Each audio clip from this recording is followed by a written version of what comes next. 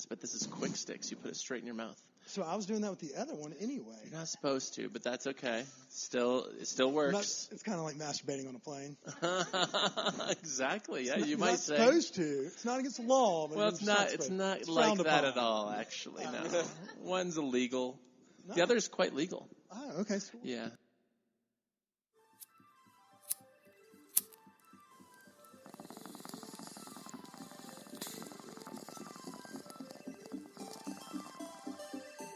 The suppression of the use of marijuana and of the forces lurking behind it are the most important jobs this department is now engaged in. In 1930, the records on marijuana in the Washington office of the Narcotics Division scarcely filled a small folder like this.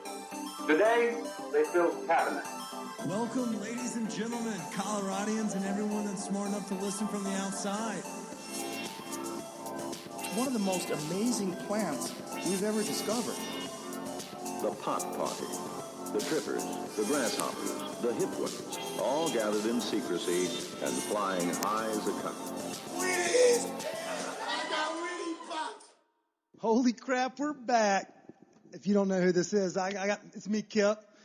I got my boy CB over there on the right. How are you today, CB? Dude, doing well. I mean, holy shit, we dusted off the mics. How long has it been? It's been a while since we've been able to do an episode in person, in real time, and drop a freshie episode. And today we're actually coming from the backyard, socially distancing properly, with Mr. RIcardo Baca, the founder of Grasslands PR Company, the founder of the Cannabist, which most folks know is the newspaper for stoners and just marijuana people alike. The whole industry based out of the Denver Post. You founded it all. So we're sitting with the OG. How are you today, RIcardo? I don't know if I'm the OG, but I'm an OG, sure. I'm great, Kip. Thanks for having me on the show. It's so great to finally meet you, man. I know, right? We've been friends on the internet for a hot minute, and so now we can finally put the elbow shakes and the faces to a person. Hashtag Instagram friends. God. Well, now we're real friends. And for the IRL. next 30 minutes, you're going to be a victim of that. Good luck. Oh, my God. I don't know what my team got me into, but I'm ready for it. Okay. Well, before we get this party started, we want to give a shout out. Obviously, it's a fickle situation right now. Obviously, there's a lot going on. A shout out to our friends and our sponsors, the entertainment industry. Live Nation Colorado has been our sponsor since almost day one, and their industry has been hit hard. So before we dive into some fun conversation, I want to ask everyone to go to livenation.com. You can save the crew, or what is it? Yeah, Save the Crew, where you can actually donate to help pits and bandmates and everybody that relied on the entertainment industry. That is not the band. That is not the big wig on the front of the stage. These people are all hurting, and so Live Nation's doing everything in their power. Please go over to www.livenation.com. If you've ever been the beneficiary of one of our free ticket giveaways, if you've ever been able to hit a Red Rocks concert in Denver, or if you've been able to hit any live music from wherever you are in the country, go over to livenation.com, throw them $3, $4, $5. It goes a lot further than you think, and they would genuinely appreciate it. They also have a bunch of, like, a cachet of live shows on their catalog. You can stream them, same shit as everybody else, but they're also looking for some help. So go over to livenation.com. I'm sorry for getting real, but we had to do that before everyone tunes into RIcardo's episode. All right, that's enough of that serious shit. Let's get back to business. Chris, we start every episode the same way, and it's with you, brother. Go ahead and take the reins. RIcardo, are you a transplant or a native? Native. What's up? Oh, snap. What's the follow-up question? What hospital were you born in? Oh, Lutheran? Okay, he's not faking Wheat it. He's not faking it. He named a real one. Yeah. Doesn't every city have a Lutheran? Something like that. They probably do. We'll have to fact check that. Are you talking about the people or the hospital? They're peppered all over the United States. Oh, yeah. No, the hospital over in Wheat Ridge. Okay, all right. Well, great answer. Yes. So we got a native. All right, cool. Around the whole time?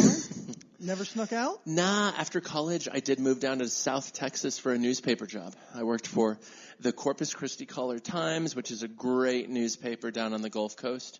I was there for 3 years and was not planning on making it back to Colorado as quickly as I did, but next thing you know, job offer came from the Denver Post, and that was the next 13 years of my life.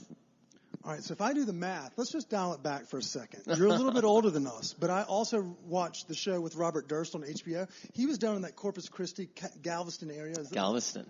Yeah, wasn't that an amazing documentary? Was that when you were down there? You was just butchering up bodies? Those are good 3.5 hours away. Okay, sorry. But Texas both is huge. Texas Gulf Coast And for hot. sure.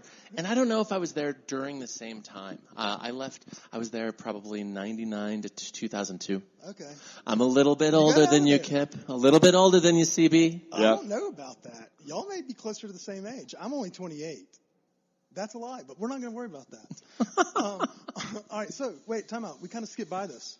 So you went to college here in Colorado? I did. Metro State grad represent. What's up? You're like one of the birds. I don't know what they're called, but I The drive by. road runner, as Jonathan Richman once said. That- You're Is that a just book? a Thanks, young, Richmond. Is that a young book, tyke, Kip. Oh, look it up. Jonathan Richman. He fronted the Modern Lovers, fantastic proto-punk band from back in the day. Okay. Before my time as well. Okay, well, that doesn't make me feel that bad. I thought you were about to be like, yeah, they rocked out across Denver all through the 90s. I was going to feel a little bit bad. But, all right, so what did you study in school? Were you always wanting to be a writer? Yeah, I studied journalism and theater. Okay. Yeah. I've always been into journalism. You know, I delivered the Rocky Mountain News back in the day as a 14-year-old, and I delivered 2 different paper routes. Which I was telling my nephew the other day. I'm like, imagine being 14 years old and working every morning at 5:30 in the morning. Paper route is one of the most brutal jobs you can ever have, but I think that kind of sucked me into, being an ink-stained wretch and having that ink on your fingers, and also very much supporting the many contributions of journalism and recognizing that journalism really is the foundation of our democracy, holds the powerful accountable. It's so necessary. So that was my first taste. Then the high school newspaper, then the college newspaper, and a degree, and yeah, it was a 20-plus year career. I'm really thankful for it. So you knew all that about journalism when you were 14 years old? No, I knew those Sunday papers were really heavy, though. Yes, they are. And if anybody says they read them on a Sunday, they're full of shit. You got to divide that up over the week. Well, especially if you're talking about like the New York Times, and unfortunately, those papers have gotten smaller over time. They have gotten smaller, but I'm not sure what the going rate on was a paper route, but I imagine it was a lot of fucking paper routes. Oh man, it was brutal, dude. But no, I was really drawn to journalism in high school.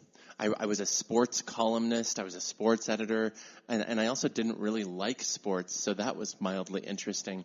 But I did love the feeling that came from telling somebody's story.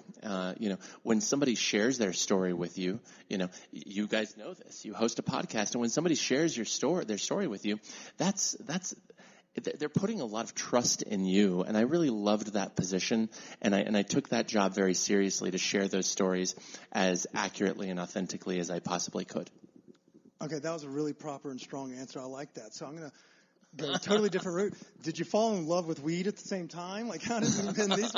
Was that a 14-year-old extravaganza? You had a little extra cash in your pocket. You might call me a late bloomer, Kip, because I was like 5'4", so like last year.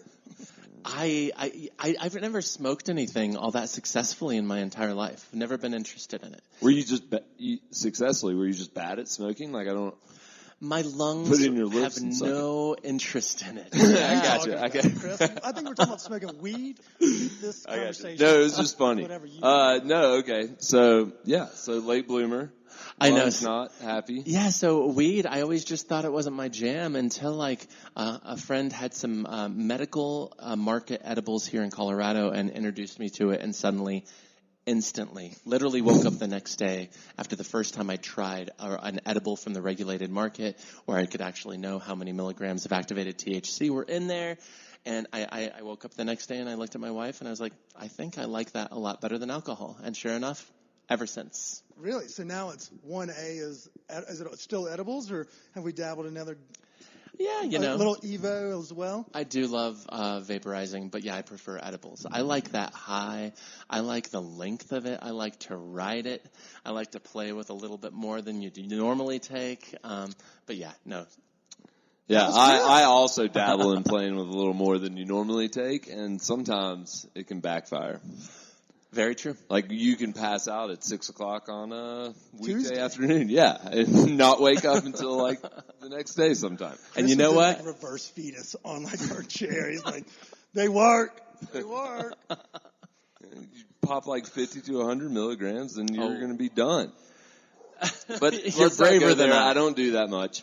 But anyways. This is all facade Chris puts on. He's playing a character. I'm in character. So what was your, so you got into pot late, but what was like your first beat at the Denver Post, and then how did that snowball into you Good question, creating Chris. this other stuff? For sure, yeah. So the Post hired me to be their secondary music critic, so I was primarily writing about local and independent underground music.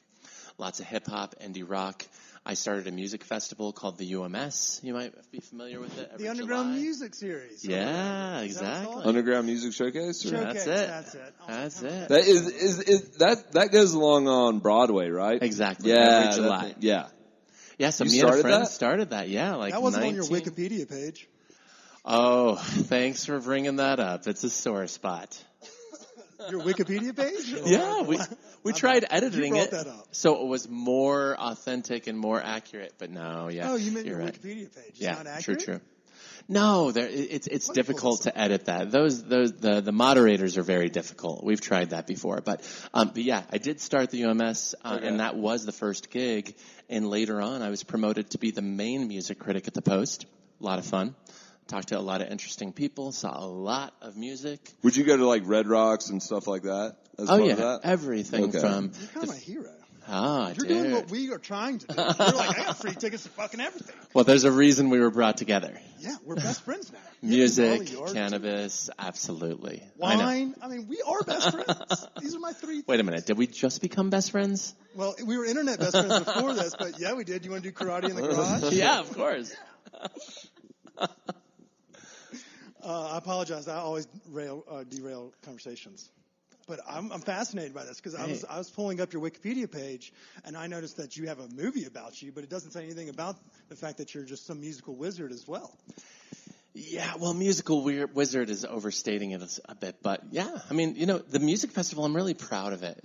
I think it had its 19th year this year, and then hopefully it can come back post-COVID next year if we're post-COVID next summer. Yeah. But yeah, I did the music writing thing for a while. Later, entertainment editor of the Post, so still kind of writing about music, but more just editing and managing my colleagues who were reporters and critics. Had a lot of fun doing that. I love entertainment. That was my life until November of 2013 when the editor-in-chief of the Post took me out for pizza and said, "We're starting a weed beat, and we want you to be the guy." And 24 hours later, I was the guy. Do you think in like a higher up's office before they ask you that, they're like, who do you think smokes weed? Yeah, around? what do you think like, the criteria like, who is? do you Like, think who's that the guy highest fuck is? in the office? I don't know. The entertainment Ricardo. guy down there looks like sometimes he's ripped. That guy goes to every concert, every night of the week. Yeah. There's no way he's sober. He was practically living at Red Rocks last summer. So, Yeah. yeah, He has a bead in his hair like Michael Scott coming back from Jamaica. So they offered you that, and were you like immediately like, yeah, let's do this, or were you kind of? Yeah, well, you, to your point earlier, it was exactly just that. I did tell them first thing, I am not the biggest stoner in the newsroom, and they said, yes, we do, and that's the reason why we're coming to you. You're our guy. Smart play. I think they saw, to their credit, they saw an entrepreneurialism in me that I didn't see in myself.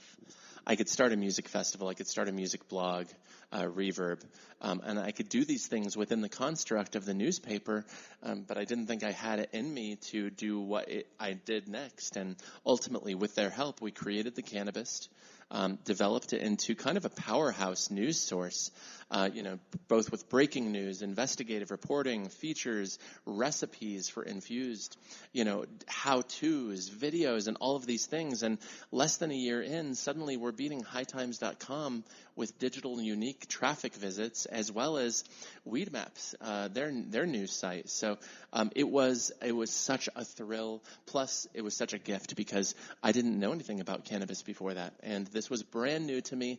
And I am so thankful to be here. I am now very passionate as an advocate and activist for progressive drug policy reform, and I don't get here without having that experience of suddenly being a cannabis journalist.